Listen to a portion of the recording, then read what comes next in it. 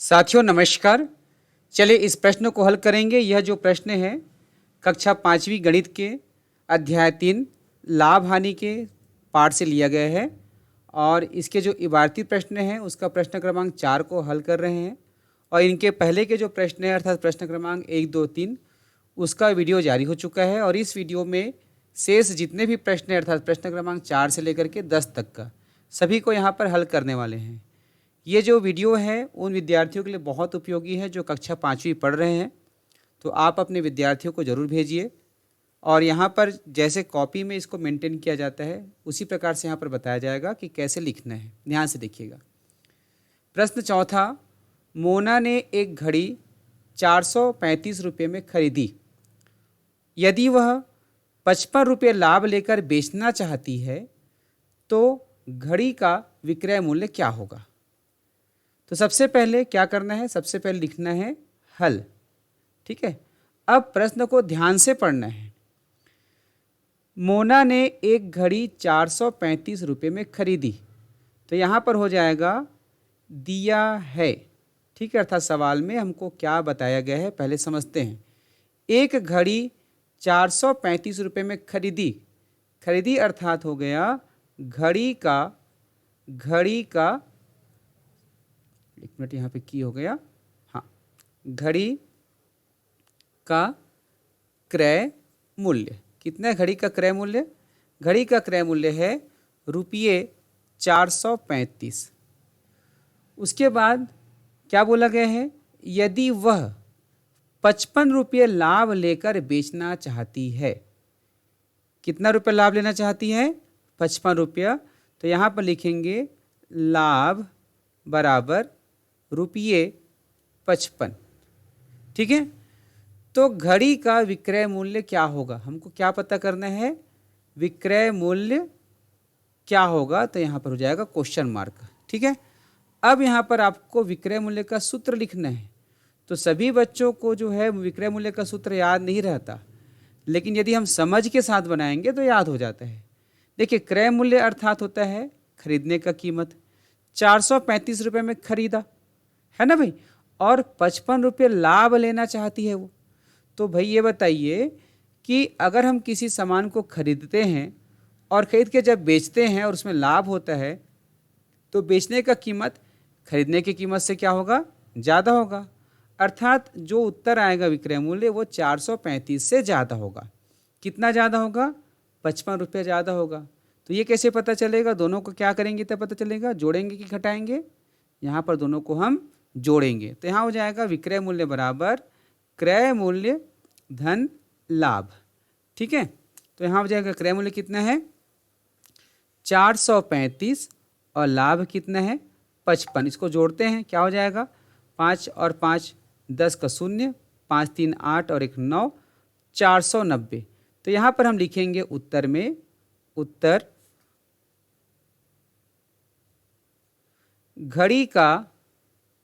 घड़ी का विक्रय मूल्य रुपये 490 होगा। ठीक है, अब अगला प्रश्न, प्रश्न क्रमांक 5वां। ध्यान से पढ़ते हैं। प्रश्न है, सुनील ने 5 कुर्सियां 850 रुपये में बेची। इससे उसे 100 रुपये का लाभ हुआ। बताओ सुनील ने कुर्सियां कितने में खरीदी थी। सबसे पहले क्या लिखेंगे, सबसे पहले लिखेंगे हल। अब देखेंगे प्रश्न में क्या दिया है, दिया है क्या क्या दिया है, सुनील ने 5 कुर्सियां 850 रुपये में बेची। तो 850 रुपये क्या है, कीमत है। किस चीज़ का कीमत है, बेचने का कीमत है। कितने कुर्सियां, 5 कुर्सियां। तो यहाँ पर हम लिख सकते हैं 5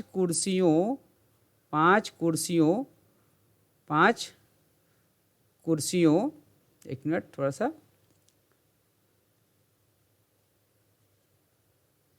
का कौन सा मूल्य होगा, ये विक्रय मूल्य। 5 कुर्सियों का विक्रय मूल्य हो जाएगा रुपये 850। ठीक है, अब इससे उसे 100 रुपये का लाभ होता है। तो लाभ कितना है, लाभ बराबर रुपये 100। ठीक है, लाभ बराबर रुपये 100। तो बताओ कुर्सियाँ कितने में खरीदी थी का कीमत पूछा गया है, अर्थात कौन सा मूल्य हो जाएगा, क्रय मूल्य। तो क्रय मूल्य कितना है ये पूछा गया है। अब यहाँ पर हम क्या करेंगे, सूत्र लगाएंगे, क्रय मूल्य बराबर क्या होगा, सोचिए, विक्रय मूल्य है 850 रुपये, अर्थात बेचने का कीमत है 850 रुपये, और बेचने पर क्या हुआ है, लाभ हुआ है, कितना रुपया, 100 रुपया।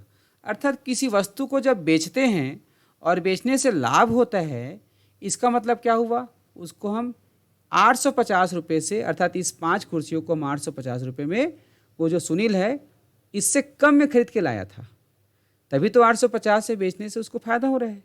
तो कितना कम में लाया था, 100 रुपये कम में लाया था। तो ये कैसे पता चलेगा, हम 850 में से 100 रुपये को घटाएंगे।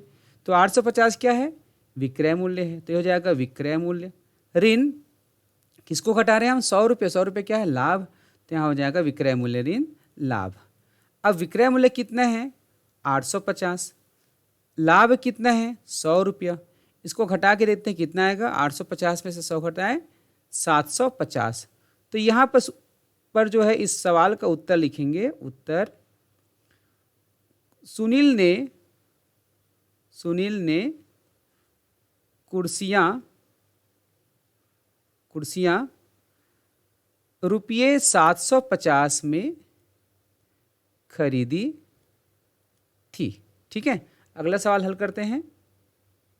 हाँ, देखिए ध्यान से, प्रश्न क्रमांक 6वां, भारती ने एक गाय 3750 रुपये में खरीदी और कुछ दिन बाद 150 रुपये लाभ लेकर बेच दी, गाय का विक्रय मूल्य ज्ञात करो। बहुत सरल सा सवाल है, ध्यान से देखेंगे, हल लिखेंगे।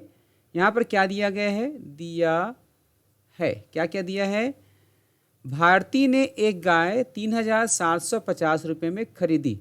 तो 3750 कौन सा मूल्य है, यह है क्रय मूल्य, क्योंकि खरीदी है। तो यहाँ पर लिखेंगे गाय की क्रय मूल्य। ठीक है, कितना है, रुपये 3750। अब कुछ दिन बाद 150 रुपये लाभ लेकर बेच दी, तो यहाँ हो जाएगा लाभ बराबर रुपये 150। क्या पता करना है, विक्रय मूल्य। तो यहाँ पर हो जाएगा, सूत्र हो जाएगा विक्रय मूल्य बराबर, अब यहाँ पर क्रय मूल्य दिया है, अर्थात जितना में खरीदा था उसका कीमत दिया गया है, और उसके बाद लाभ हुआ है बेचने पर। तो सोचिए, जब किसी चीज़ को हम खरीद कर लाते हैं और बेचने पर लाभ होते हैं, तो हम जितने में खरीद के लाए थे उसी के बराबर में बेचेंगे कि उससे ज़्यादा कि उससे कम में। तो स्वाभाविक सी बात है, लाभ लेने के लिए हमें उससे ज़्यादा में बेचना होगा। तो यहाँ पर 3750 से ज़्यादा में बेचा गया, कितना ज़्यादा, 150 रुपये। इसका मतलब क्या होगा, दोनों को क्या करेंगे, जोड़ेंगे। अब जोड़ेंगे किसको किसको, ये है क्रय मूल्य धन क्या हो जाएगा, लाभ, क्रय मूल्य धन लाभ। तो क्रय मूल्य कितना है, 3750 रुपया। लाभ कितना है, 150 रुपये। जोड़ते हैं, शून्य और शून्य, शून्य हो गया, 5 5 10 का शून्य, हसीला 1, 7 और 1 8 और 1 9, 3 का 3, कितना आ गया, 3900 रुपये। तो यहाँ लिखेंगे गाय का विक्रय मूल्य रुपये 3900 होगा।